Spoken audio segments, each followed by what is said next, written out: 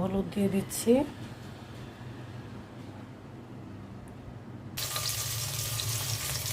ভেজে নেব। কয়েকটা শুকনো মরিচ দিয়ে দিলাম।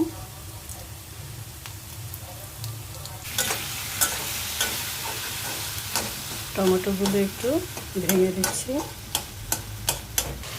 কয়েকটা টমেটো দিয়ে দিচ্ছি। আসসালামু আলাইকুম, সবাই কেমন আছেন? আলহামদুলিল্লাহ, আমি ভালো আছি। আজকে আমি রান্না করব পাবদা মাছ। পাবদা মাছটা এখন আমি হলুদ মরিচ দিয়ে মাখিয়ে নেব। পাবদা মাছে আমি একটু হলুদ দিয়ে দিচ্ছি,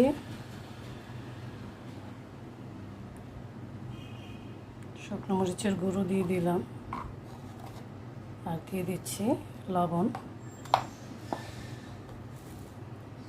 এখন মেখে নেব। পাবদা মাছটা আমি মেখে নিয়েছি।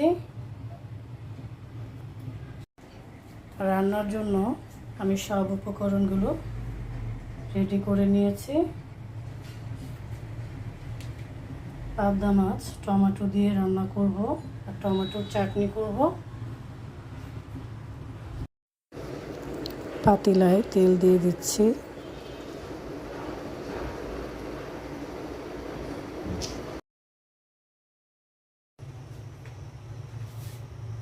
পাবদা মাছটা তেলে দিয়ে দিচ্ছি, ভেজে নেব।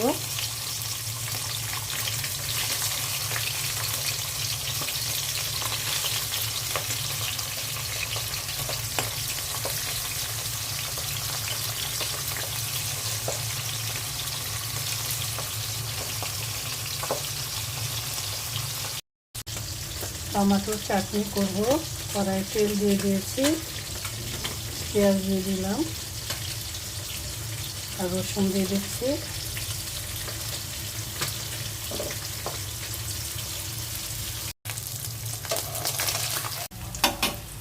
পেঁয়াজের মধ্যে কয়েকটা শুকনো মরিচ দিয়ে দিলাম, আর দুটো কাঁচামরিচ।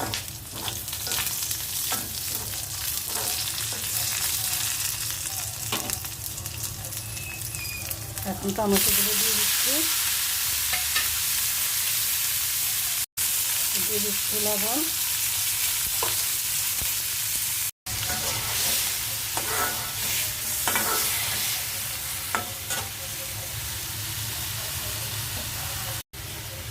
ঢেকে দিচ্ছি। মাছ ভাজা তেলের মধ্যে পেঁয়াজ দিয়ে দিচ্ছি,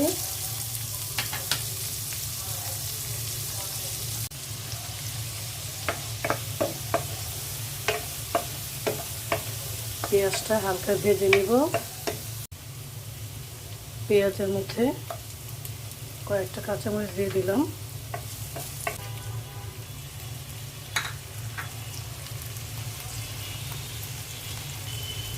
দিয়ে দিচ্ছি জিরে ফাঁকি, হলুদ, শুকনো মরিচের গুঁড়ো, আর লবণ। অল্প করে একটু পানি দিয়ে দিচ্ছি।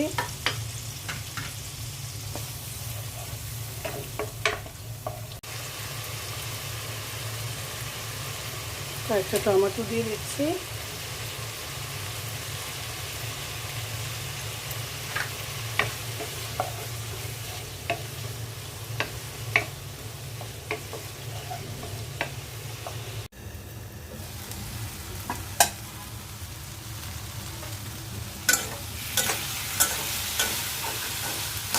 টমেটোগুলো একটু ভেঙে দিচ্ছি।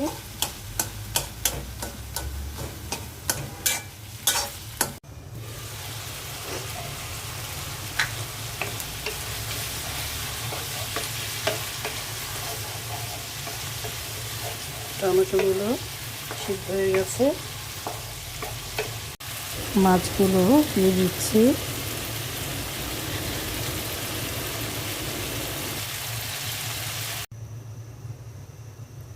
ঢেকে দিচ্ছি।